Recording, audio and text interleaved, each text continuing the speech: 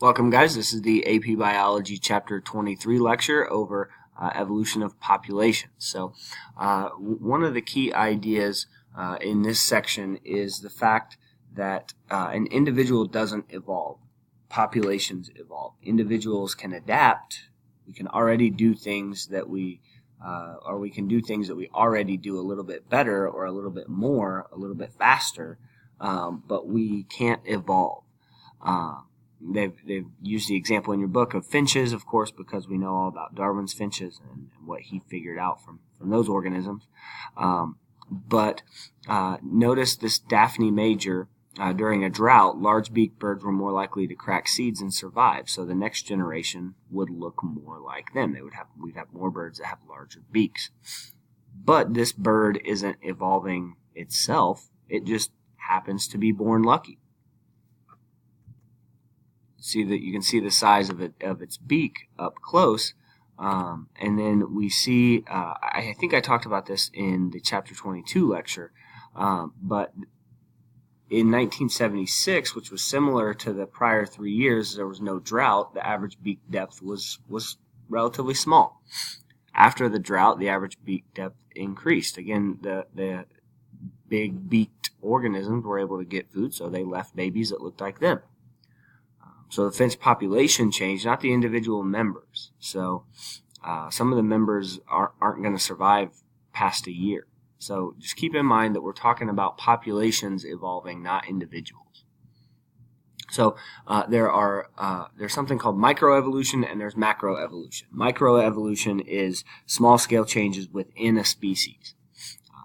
There are three mechanisms that cause the frequency in the gene pool to change, and really focus on that idea of the gene pool. So three things will cause the frequency of the gene pool to change: natural selection, genetic drift, and gene flow. Genetic drift and gene flow are going to be random.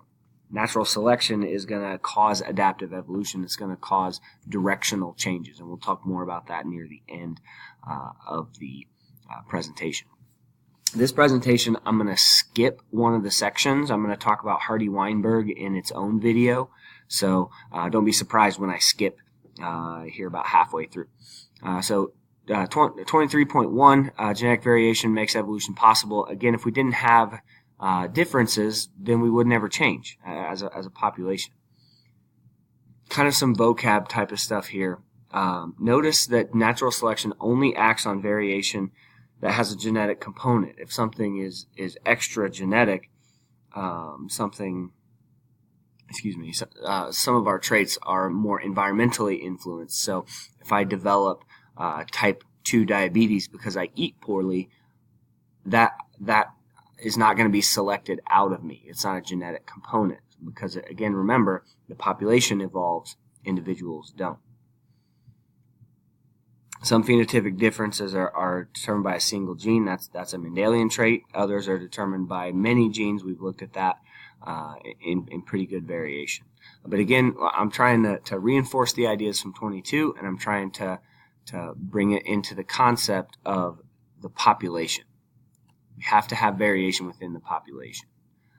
Genetic variation could be measured as gene variability. How many different alleles do we have? Or it could be nucleotide variability. How many mutations are there within a gene?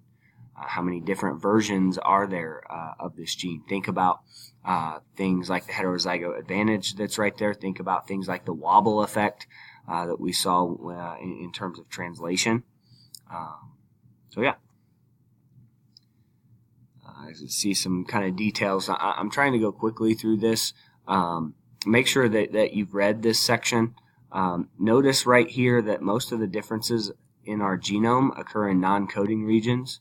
There are those introns that get cut out in RNA processing. That shouldn't really be surprising. Our coding regions are important.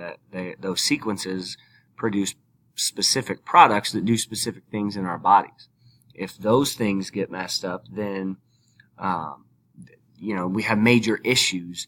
We have major developmental issues. Maybe we don't fertilize correctly. Maybe we don't develop fully as an embryo. So if those changes happen in intron sections, intron segments, I should say, it's not as big a deal. It's not as damaging to the organism. Notice that bottom point there, variations that occur in coding regions rarely change the amino acid sequence, and that's that wobble effect that I just mentioned. The fact that multiple codons can produce the same amino acid. Jump into the office, please. Jake, jump into the office.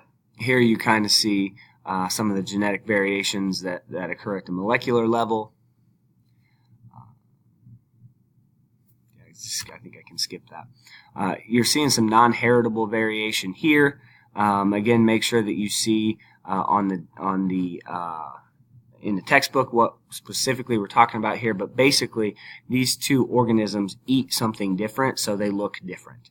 Another example is like a hydrangea. There are these hydrangeas that are called blue moon hydrangeas that make these really beautiful blue and white flowers. But they only do that in the presence of iron. If there's not iron in the soil, the flowers come up kind of pinkish and white. But if you add iron, maybe you drive a nail into the soil next to the plant, then it produces those beautiful blue flowers that you were expecting to get. I experienced that in my home garden. So what are the sources of genetic variation within a population? Well, mutation, duplication, lots of the things that we've talked about already. We talked about most of that stuff in our genetics units. So formations of new alleles are definitely going to be that's definitely going to be caused by a mutation. Again, I think I did a good job of emphasizing this in genetics, but only mutations that produce gametes can be passed on to offspring. So if I get skin cancer on my arm, I don't have any chance of passing that on to my kid. That's kind of a silly example, but keep that in mind. Lots of people think all mutations are going to cause your kids to be different, so that's not necessarily true. Effects of point mutations can be bad, they can be good. Harmful mutations can be hidden.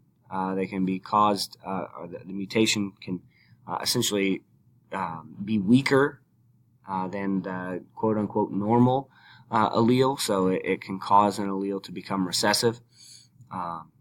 Sometimes a mutation is beneficial. Maybe you become an X-Man because of your mutations. Point mutations generally result in a neutral variation, which does not cause an advantage or a disadvantage. Again, it could be because of the wobble effect. It could be because we're talking about introns and things like that that are really more involved in regulation, and our bodies can overcome those just a little bit easier than they can if it's in a specific protein coding region. There are other mutations, again, that we've talked about that change the gene number or where the gene is located, which of course can affect translation and expression and all those types of things. So a chromosomal mutation could delete, or we could have a translocation, we could have a duplication. But anytime we're manipulating or messing with the chromosome, of course that's going to have impacts down the line.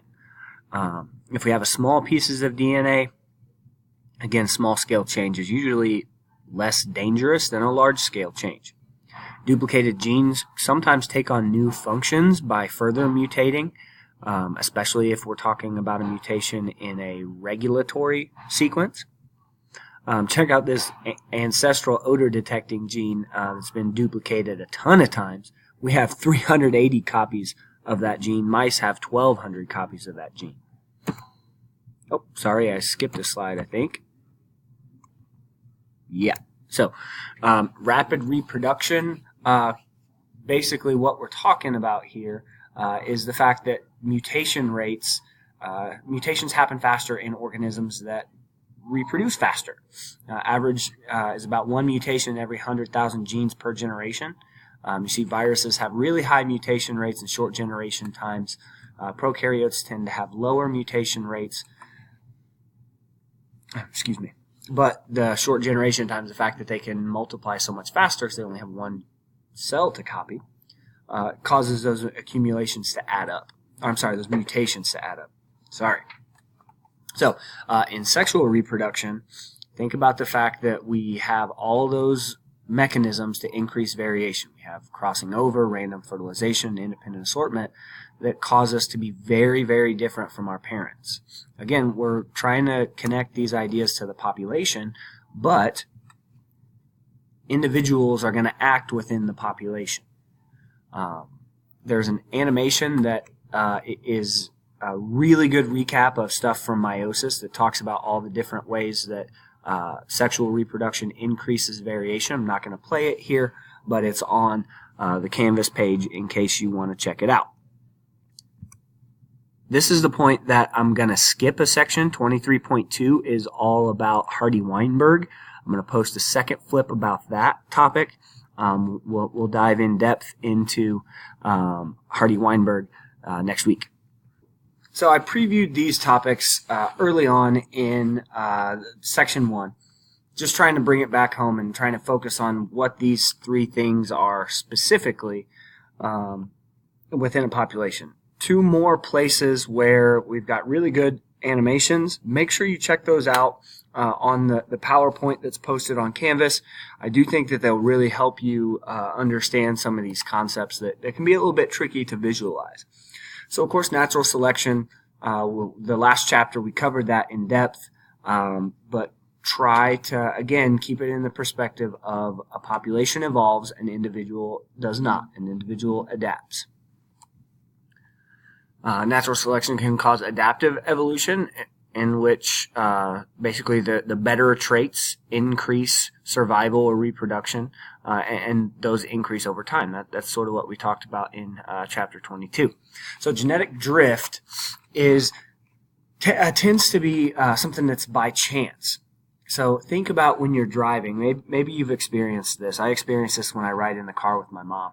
She gets to talking and she sometimes loses focus on what she's doing, and occasionally the car will slowly cross over the center line. We're drifting over the center line. We're not veering. She's not turning hard left and getting into the wrong lane, or hard right and running into the shoulder. She's just kind of drifting over randomly. That's the idea with a genetic drift. Allele frequencies fluctuate a little bit from one generation to the next, and there's no real reason for that. Sometimes that can cause us to lose an allele. Sometimes that can cause a population to lose an allele. Again, for no good reason.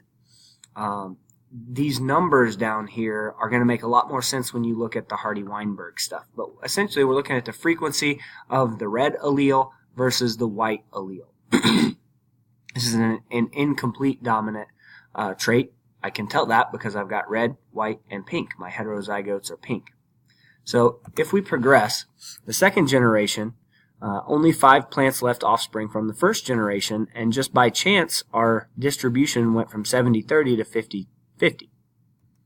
The next generation, only 2 plants are able to leave offspring, and so we, in 3 generations, have lost the white allele. So now the whole population is homozygous red.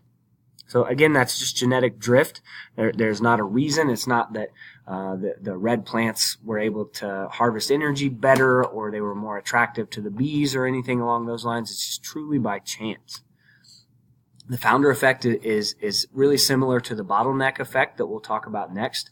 But it's the idea that a few organisms travel to a new island. Maybe they fly to a new island, and they have just a small gene pool. Well, that's going to cause issues. Recessive alleles will blow up. We'll have inbreeding and things along those lines. So that's really similar, like I said, to the bottleneck effect. And I'll pick up with the bottleneck effect in video 2.